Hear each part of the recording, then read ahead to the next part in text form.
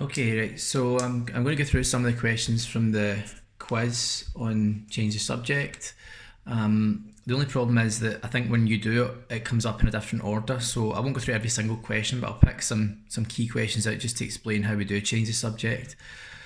So, for example, one of the questions that I can see in the quiz is one like this. So you want to make x a subject to the formula. This is kind of a more basic one. So our formula is, so it's y equals, make sure we can see that. Okay, so y equals x plus 2. And you're asked to make x a subject to the formula. So to change the subject of our formula, you just want to get the x basically on the first side of the formula. So what I would do first of all for this one, I would rewrite it as x plus 2 is equal to y, so rearrange it like that. And then it's like solving an equation. You just want to take 2 off both sides, subtract 2, that just leaves you x on the first side. And then it's just x equals y minus 2. And then once you've got it in that form, then x is a subject to the formula. So the letter that comes first, that should change the subject to x. So that's all we're really doing. So that's a basic example. And let's see if I can find another one. So that's one of the other ones. Then we have one like, for example, we have one of the questions says d equals j over 2, take away 3. And we're asked to make j the subject of the formula. So you can see the j in the top of the fraction there. So again, what I would do is I would write it as j over 2, take away 3, equals d. Alright, so just write it the other way around, just spin it around. But then plus 3 to both sides, plus 3. So we get j over 2 equals d plus 3. Alright, so that's me added 3 onto both sides. Now to get rid of the 2 in the bottom of the fraction, what we're going to do is times both sides by 2. So multiply both sides by 2. So we can double both these things. What you're probably better to do is keep that in a wee bracket and just put times by 2 like that. Alright, then you can cancel away the 2's because 2 over 2 is going to give you 1. And it's just going to give you j then equals, I put the 2 in front of the bracket, it's going to be 2 times bracket d plus 3, and that should change the subject to j. Alright, so change it to j. So we add 3 to both sides, and then we multiply both sides by 2, and that allows us to get the j on its own. Right, let's see if we can find another one.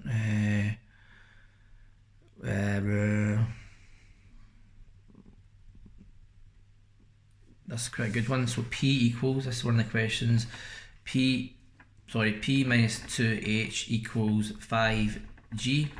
Alright, and you want to get h subject to the formula. Now with this one here, obviously h is already on that side, but it's a negative 2 in front, so you don't really want to divide by a negative number. So what I'd probably be tempted to do for this question is, there's different ways we could do it, but if we plus 2h to both sides first, right? So I'll get rid of the 2h's on that side, you're going to get p equals 5g plus 2h, right, because it's nicer to have a positive h term. Right, then change this, move the sides, so spin it round, right, is 5g plus 2h equals p, so that's me just rearranging it, putting, turning the equation round, so just writing it the other way. Right, then what we can do, now it's positive 2h and it's nicer, so we can then move we can take away 5g from both sides, take away 5g, so they're going to cancel out. You're going to get 2h equals p minus 5g. And then to get rid of the 2 there, you want to divide both sides by 2. Cancel away the 2's and we get h equals p minus 5g over 2. Alright, and that rearranges it that way. That one's quite tricky because of the negative 2h. So as I said, you want to get the 2h term to be positive first. So by adding 2h onto both sides, it makes it positive, and it's easier to rearrange when it's a positive h term. Okay, right, there are a few more that are quite interesting to do. Let's see, I like this one, right? So sometimes you have to deal with squares and square roots. So for example, one of the examples is d equals e squared minus 4, all right? And we're asked to make e the subject to the formula, right? So first of all, write it as e squared minus 4 equals d, plus 4 to both sides. So we get e squared equals d plus 4. Alright, so that's the first thing, is to add 4 onto both sides. Now to get rid of the square there, you have to take the square root of both sides. I'm going to square root the first side and square root the both sides, second side. So take the square root of that side, square root of that side, and if you take the square root of a square, it's going to take the square away, it's going to give you e equals, now when you square root this side, you have to put the square root sign over the whole thing, so you have to write it as a square root of d plus 4 like that. Alright, so we can't square root individual parts, we have to square root the entire expression, and that's me got it as e as a subject to the formula. Right, let's see if there's any other ones which are quite interesting.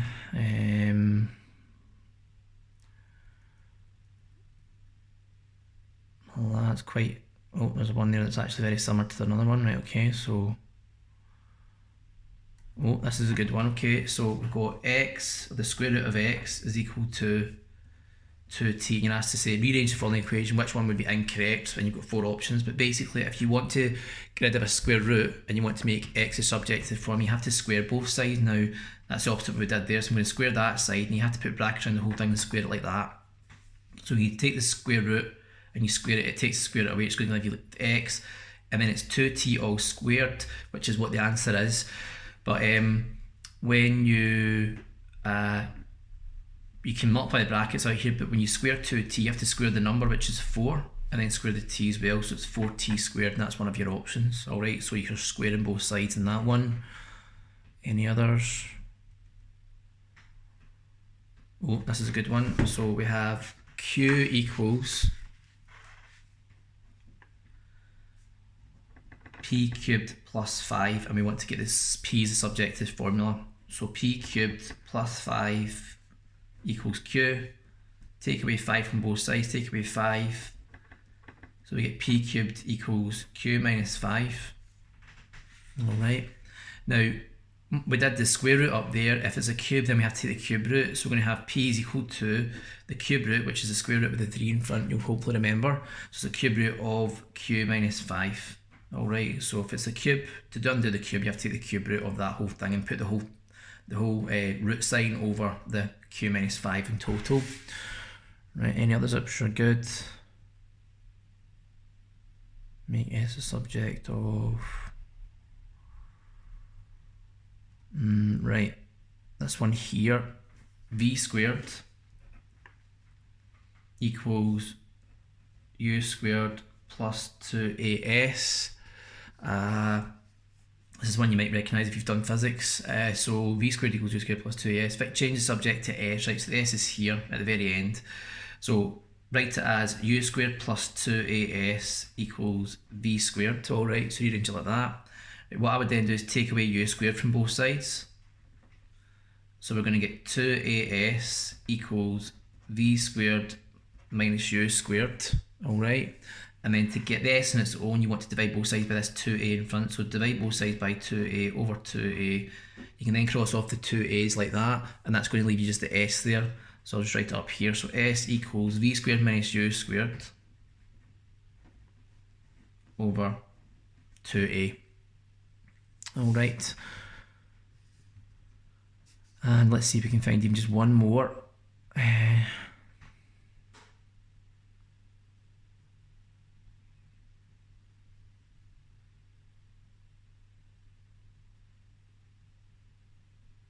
Here's one involving, yeah, this is a good one to do just to finish off. So I'll just turn this over. So you remember this formula, a equals pi r squared, so area of a circle. Alright, and to rearrange that to get r the subject to the formula, so write it as pi r squared equals a. Okay, divide both sides by pi. Remember pi is just, she treats it as a letter, alright, so it's just like any other letter in the alphabet. So divide both sides by pi, so you get a over pi, so we're going to end up with r squared equals a over pi. And then to get the r on its own, if it's r squared, you have to take the square root of both sides. You're going to take the square root, and you have to put the square root over the whole fraction. So it'll be the square root of a over pi like that as a single fraction. Alright, so divide both sides by pi, then take the square root of the fraction, and that's us rearranged into that form. And it's important you put the square root over the whole thing, that's a common mistake. Okay, right, so, and there are other ones there, but to be honest, they're all quite similar. And if you just read through what I've done there and try and look at the quiz questions when you did them, if you look back at them and see if that helps. As I said, when they come up on the quiz, they do come up in a jumbled up order, so it might not exactly be in that same order, but you hopefully recognise these questions. And it's quite a tricky topic, change the subject, so it's something we probably will need to come back to. Alright.